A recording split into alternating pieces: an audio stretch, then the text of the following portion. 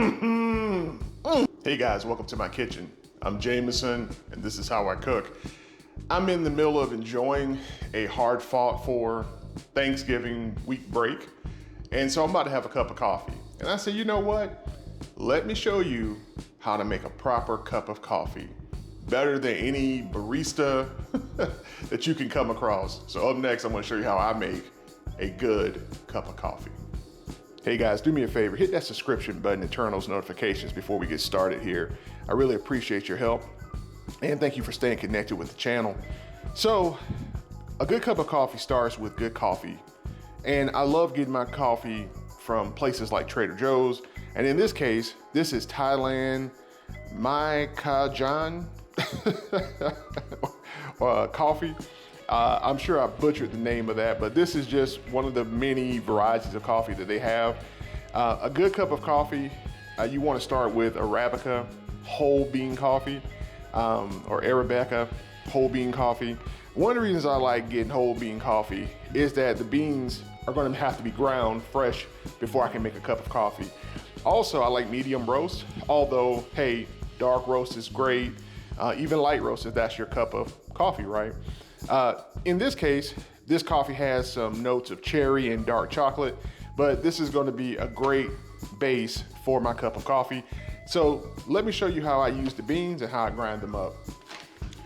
So this is my coffee grinder, and all I do is I'm going to fill this up, lock it in, and let's grind some coffee. And that's your fresh ground coffee right at home. So great coffee starts with really hot water. Most of the time, your coffee pots that you have, they're not gonna get the water as hot as you need to get it. So I use an electric kettle with a French press. I'm gonna show you the French press setup after this, but this is my electric kettle, and all we're gonna do is boil us some water. To get great coffee at home, you have to brew it the right way. And so I like to use a French press. A French press is made up of a couple of different parts. So you've got obviously the lid, you've got a strainer, and you've got this plunger that's attached to the strainer. And then you've got the actual kettle for the French press.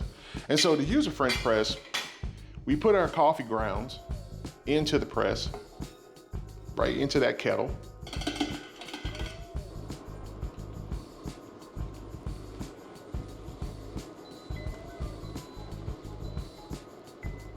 Now that we've added the coffee grounds into the kettle of our French press, let's take that really hot water that we made and add it into the French press kettle with the coffee grounds.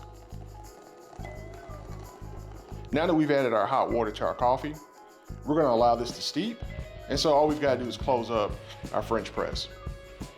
So how this French press works is that as I put this top on with this screen mesh, it's going to force the ground up coffee down into the bottom of the French press. And what happens is that the water that is now infused with the coffee is going to float up to the top and come through and be filtered by that mesh screen that I just pushed down. So the last thing we do is we pour up our coffee and enjoy ourselves.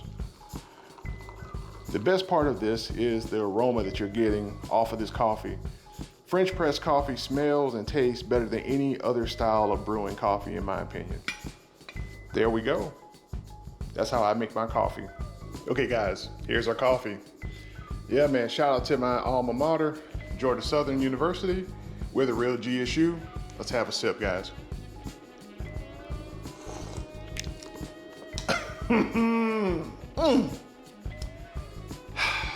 Nothing better than fresh coffee, especially on your day off from work. Guys, thank you again for tuning into my channel. This has all the aromas of delicious coffee. Tastes better than anything you'll order from someplace out and about. Make some coffee at home and enjoy your break if you have one. You guys take care. I'm gonna get back to this coffee.